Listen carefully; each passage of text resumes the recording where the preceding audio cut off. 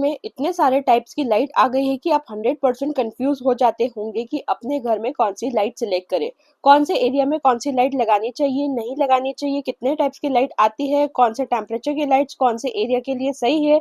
आज की वीडियो में सब बताऊंगी और लास्ट में मिस्टेक्स भी बताऊंगी जो आपको अवॉइड करनी है पूरी तरीके से अपने घर में लाइट सिलेक्ट करने में।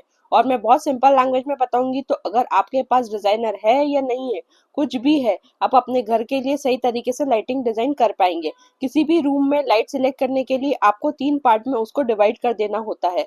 सबसे पहला पार्ट होता है एम्बियंट लाइट। इससे क्या होता है कि पूरा ओवरऑल रूम लीट अप हो जाता है। इसको आपको मैक्सिमम 1 बटन और 2 बटन जैसे ही दबाए पूरे का पूरा जो आपका रूम है वो लीट अप हो जाना चाहिए। ऐसा नहीं कि जगमग दिवाली मना ली। बहुत कम मिनिमलिस्टिक लाइट होनी चाहिए जहां पर आप रूम में कहीं पर भी चल पाए।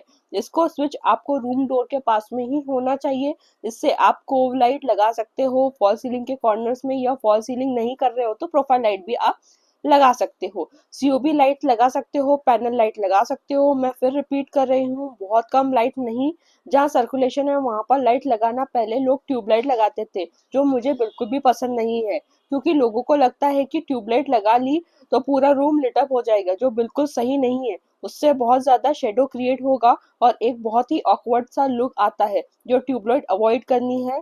और जो टाइप ऑफ लाइट मैं बता रही हूँ उसको यूज करना है। सेकेंड है टास्क लाइट।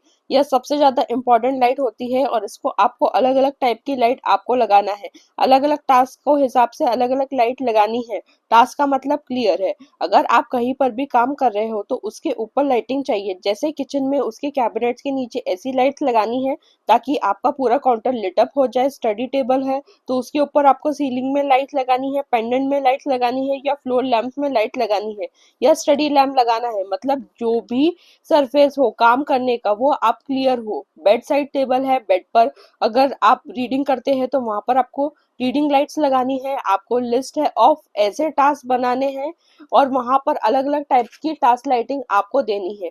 टास्क लाइट के लिए बेस्ट लाइट कौन सी होती है? सीलिंग में अगर आप लगा रहे हो तो डाउन लाइट बेस्ट होती है। जो भी सरफेस आ रहा है आप डायरेक्टली लगा लो, पर ध्यान रखें कि आपको शेडो नहीं आनी चाहिए वर्किंग स्पेस पर।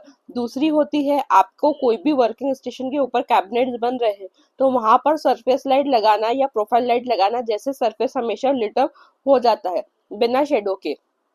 तीसरी टाइप ऑफ लाइट होती है, आप फ्लोर लाइट लगा लीजिए, वॉल लाइट लगा लीजिए, लैंप वाली हो जो होती है वो लगा लीजिए, उससे भी सरफेस पूरा लिटअप हो जाता है। तीसरी होती है एक्सेंट लाइट, मतलब जो हाईलाइट हो, जो बहुत ही ज्यादा फीचर लेकर आए, अपने तरफ ध्यान खींचे या दूसरी एलिमेंट की तरफ आपका ध्यान लेकर जाए। इसमें जनरली आप मान लीजिए फीचर वॉल बनाया, उसको हाईलाइट करना है, वो आप सीलिंग में स्पॉटलाइट लगा सकते हो ताकि पूरा वॉल में आपको स्पेसिफिक लाइट मिल जाए, जिससे पूरी वॉल हाईलाइट हो जाती है। अगर मान लीजिए आप डाइनिंग टेबल बना रहे हो, ऊपर से आपको पेंडेंट लाइट लगाना है, वो आपके टास्क लाइट का भी काम करेगी और खुद में भी अटेंशन ग्रैब करने करने जाएगी, ताकि बहुत अच्छा लाइट फिक्सर्स होना चाहिए। फॉयर अगर आप बना रहे हो, घर के एंट्रेंस आप बना रहे हो, वहां पर भी पेंडेंट लाइट लगा सकते हो। सोफा बना रहे हो तो वहां पर भी पेंडेंट लाइट या सीलिंग ड्रॉप लाइट आप लगा सकते हो, तो बहुत ही ज्यादा अच्छा लगेगा। तो ये टाइप की एक्सेंट लाइट लगाते लगाते,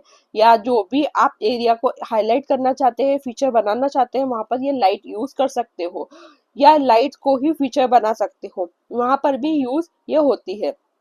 हम बेसिक स्ट्रक्चर से समझ लो कि एम्बियंट लाइट के अंदर आपकी कोव लाइट आती है, सीलिंग लाइट में प्रोफाइल लाइट आती है, सीलिंग में सीओबी और पैनल लाइट्स आती है जो आपके सर्कुलेशन एरिया को लिट अप करे। सेकंड, आपके टास्क लाइट में क्या होता है कि फ्लोर लैंप्स आते हैं, वॉल लैंप आते हैं, स्टडी टेबल लैंप आते हैं, उसके बाद ऊपर से डाउन लाइट आती है।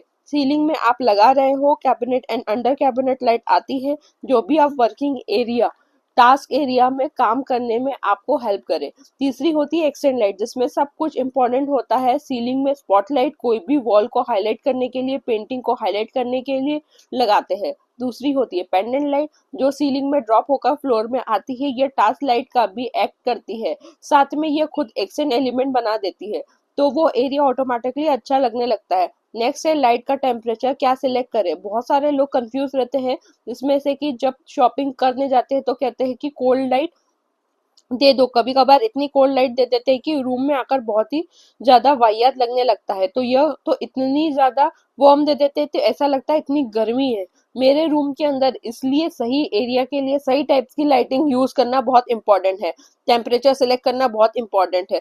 सिंपल सी लैंग्वेज में बताऊं, जहां पर भी आपको वर्किंग करनी है और जहां पर भी आपको कुछ काम करना है, एक्टिव रहना है, वहां पर आपको कोल्ड व्हाइट लाइट या प्लेन व्हाइट लाइट जो ट्यूबलाइट का कलर है वो अच्छा है। जिससे क्या होता है कि जितनी ज्यादा प्रोडक्टिविटी बढ़ती है तो आप एक्टिव फील करते हैं। और जहां पर भी आपको रिलैक्स करना है, सोना है, कोजी फील करना है, वहां पर आपको वार्मर शेड्स की लाइट होती है वो सिलेक्ट करना है। जहां पर भी आपको रिलैक्सिंग लगेगा, नींद आएगी, कार्मिंग लगेगा, तो सिंपल क्या हो गया कि जो मेरा ऑफिस स्पेस है, वर्किंग स्पेस है, स्टडी एरिया है, जहाँ पर भी मुझे कोल्ड लाइट में जाना है और वहां जाकर भी मुझे एक्सट्रीमली आराम चाहिए, जैसे बेडरूम हो गया या फिर लिविंग रूम का सोफा वाला एरिया हो गया, वहां पर मुझे पूरी तरीके से रिलैक्स होना है, वहां पर वार्म लाइट में जाना है। और जितना भी एरिया बीच में आता है, जैसे पैसेज एरिया हो गया या फिर डाइनिंग एरिया हो गया या ऐसे एरिया जहाँ पर ना ही मुझे ज्यादा एक्टिव होना है ना ही मुझे ज्यादा कोजी फील करना है, वहां पर मैं नेचुरल शेड्स की लाइट्स लगाऊं, उसको सिलेक्ट कर लोगों को तभी भी गलत नहीं हो सकता है, इसको ही सिलेक्ट करना है। ये 3 मिस्टेक अपने घर की लाइटिंग में अवॉइड करना है। नंबर 1, जैसे किचन एरिया हो गया, स्टडी एरिया हो गया, यहाँ पर भी बस ट्यूबलाइट या ऐसे वॉल लाइट मत लगा लेना जहां पर भी आपको वर्किंग एरिया में शेडो आ रही है। अगर ऐसा होगा तो किचन में लगने वाले के चांसेस ज्यादा बढ़ जाते हैं और जब भी काम करोगे तो वहां पर आपकी वजह से अंधेरा रहेगा, इसलिए टास्क लाइट जरूर से लगाना। सेकेंड, घर में पूरी व्हाइट लाइट मत लगा लेना, वरना फ्लोरेसेंट व्हाइट लाइट पूरे घर में लगा लिया तो ऐसा लगेगा कि ऑफिस में आ गए, तो बहुत ही गंदा फील होगा, कोजीनेस लगेगा ही लगेगा, वार्म लगेगा ही लगेगा। इसलिए व्हाइट लाइट्स पसंद भी है तो सिर्फ किचन या स्टडी एरिया में लगाओ, बाकी घर में नेचुरल लाइट या वार्म लाइट को ही सिलेक्ट करो। थर्ड, घर को शोरूम नहीं बनाना है, उतनी ही लाइट लगाओ जितनी नीडेड है। बहुत सारे लोग सीलिंग को भर भर के लाइट लगा देते हैं, तो हर 2 फीट के बीच में डिस्टेंस में एक लाइट पॉइंट देते हैं और लाइट्स लगा देते हैं, जो सही नहीं है। जहां पर सर्कुलेशन में आपको जितनी लाइट नीडेड है उतनी ही लगाओ और लेयरिंग कीजिए, जैसे मैंने स्टार्टिंग में बताया। या सीलिंग लाइट लगाए, फ्लोर लाइट्स लगाए, फ्लोर लैंप्स लगाए और कुछ एक्सटेंड और पेंडेंट लाइट दीजिए, तभी घर अच्छा लगेगा। और जितनी कम लाइट उतना कोजीनेस ज्यादा रहेगा। और अब एक प्रो टिप, अब बिना फॉल सीलिंग करके भी आप सीलिंग में लाइट लगा सकते हो। हमारी पुरानी वीडियो में प्रोफाइल लाइट वाली है, उसमें डिटेल में आप समझ जाएंगे कि किस तरह से वो लाइट लगती है। और अगर ये वीडियो आपको इन्फॉर्मेटिव लगी हो तो प्लीज इसे लाइक कीजिएगा, शेयर कीजिएगा एंड सब्सक्राइब करना ना भूलिएगा।